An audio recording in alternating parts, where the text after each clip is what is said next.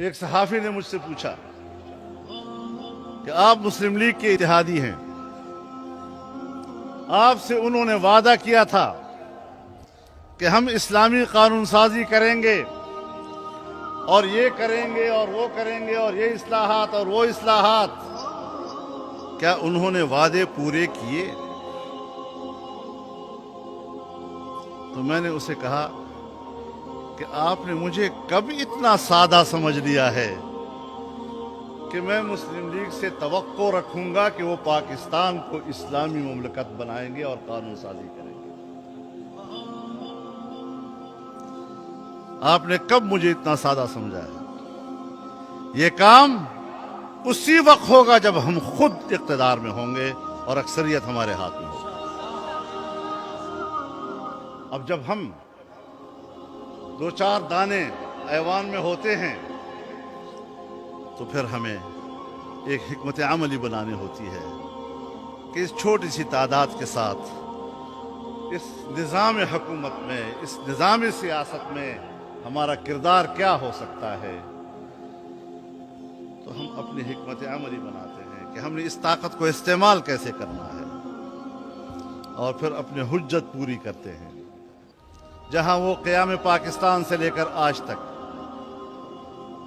اسلامی قانون سازی کے سے بیزاری اور سے دور رہنے کے گناہگار ہیں، تھوڑا سا ہمارے معاہدے کی خلاف ورزی کر کے بھی تو اللہ کے سامنے خود ہی جواب دے ہوگا۔ سمجھ میں آ رہی ہے بات یا نہیں؟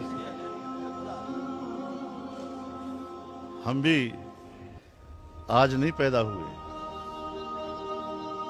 ہم بھی چھوٹے بچے نہیں ہیں۔ سن 1988 سے میں پارلیمنٹ کے اندر ہوں، اور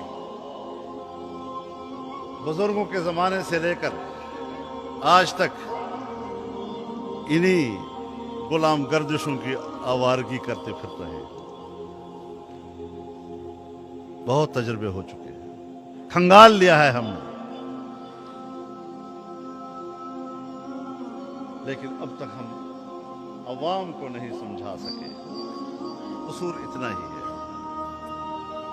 کہ اگر پاکستان کا آئین کہتا ہے کہ اسلام پاکستان کا مملکتی مذہب ہوگا اور قرآن و سنت کے مطابق قانون سازی ہوگی اور قرآن و سنت کے منافی قانون نہیں بنے گا، تو یہ تو پارلیمنٹ نے کرنا ہے۔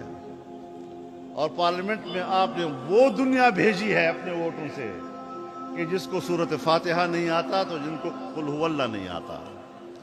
ان سے توقع آپ رکھیں گے کہ وہ قرآن و سنت کے مطابق قانون سازی کریں گے؟ کسی اسلامی قانون کے لیے ان کے پاس نہ کوئی حوالہ ہے، نہ صلاحیت ہے، نہ قرآنی آیات کو جانتے ہیں، نہ کسی حدیث کا حوالہ دے سکتے ہیں، نہ کسی فقہ کا حوالہ دے سکتے ہیں، اور نہ ہی وہ جذبہ اور احساس ہے۔ قصور کس کا نکلا؟ قصور آپ کا نکلا۔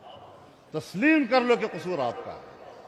جب تک آپ ان کو ووٹ دیتے رہیں گے، کم از کم مجھ سے تو گلہ مت کریں کہ اسلام کیوں نہیں آ رہا۔